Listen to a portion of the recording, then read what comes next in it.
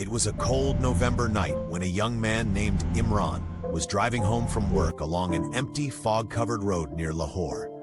The headlights of his car barely cut through the mist when he spotted a girl in a white dress standing by the roadside, her hair wet as if she had been caught in the rain. Concerned, he pulled over and offered her a ride.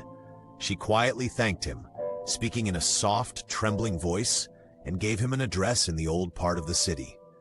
The drive was silent except for the faint sound of her breathing.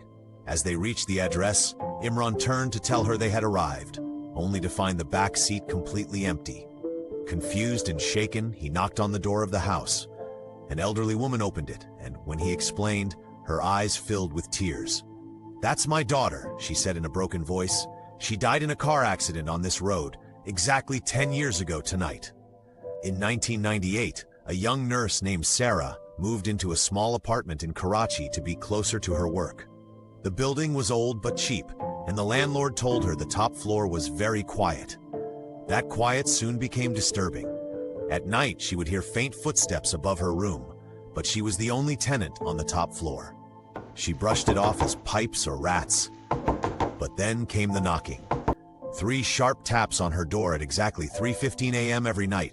When she opened it, there was no one, just the cold hallway. One night, determined to catch whoever was playing tricks, she stayed awake and looked through the peephole when the knocking came. She froze in terror.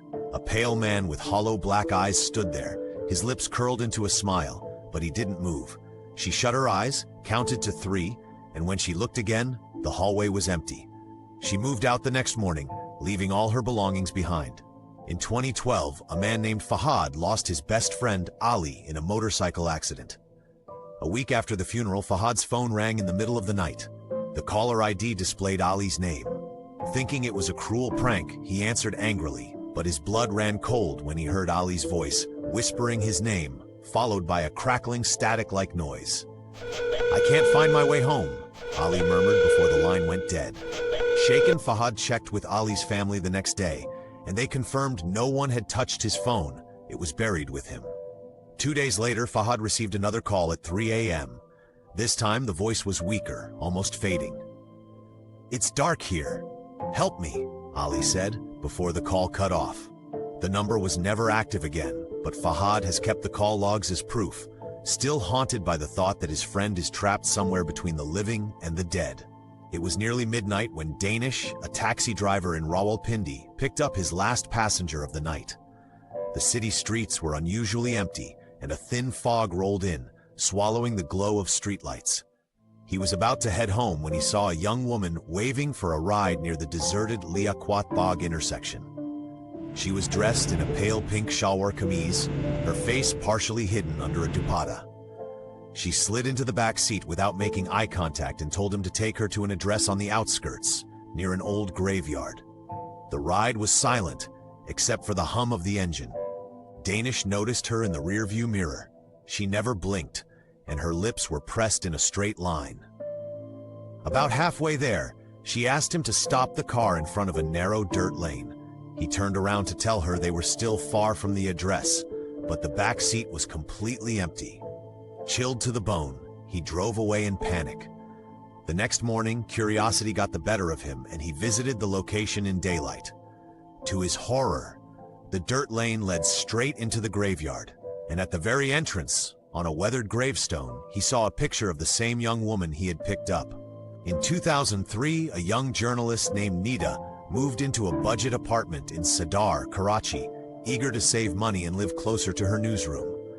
The landlord warned her that the place had history, but she laughed it off. The first night, she noticed the bedroom felt strangely cold, even though the rest of the building was humid. Around 2 a.m., she woke up to faint sounds of someone pacing the hallway. Thinking it was a neighbor, she ignored it, until the footsteps stopped outside her door and a soft whisper called her name. She froze. No one in the building even knew her yet. Over the next week, it escalated. Objects in her kitchen moved overnight. Her bathroom mirror fogged up with the words, "Get out," written on it. And she constantly felt as though someone was standing right behind her when she worked on her laptop. One night, determined to prove it was her imagination, She set up her phone to record herself sleeping. The next morning, she played it back and nearly dropped the phone. For hours, nothing happened, until at 3:15 a.m., her body shifted slightly in bed, and in the background, a tall, shadow-like figure leaned over her, its face inches from hers, before dissolving into the darkness. She moved out that same day, leaving her belongings behind.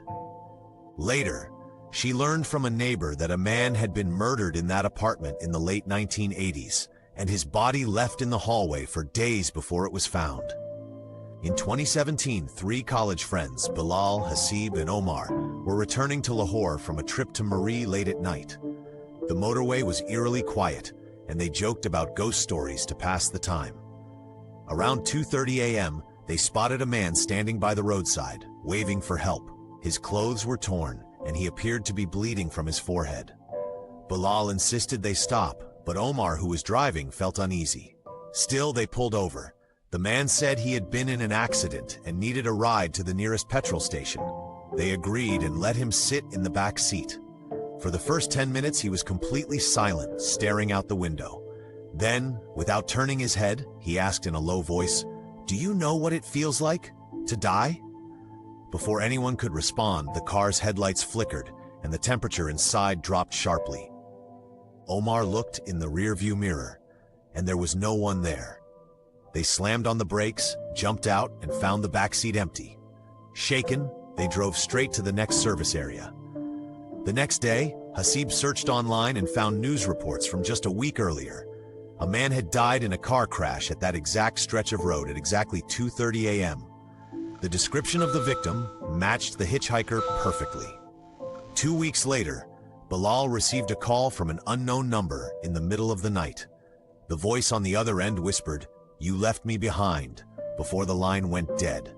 The number was traced, and it belonged to the deceased man's phone, which had been destroyed in the crash.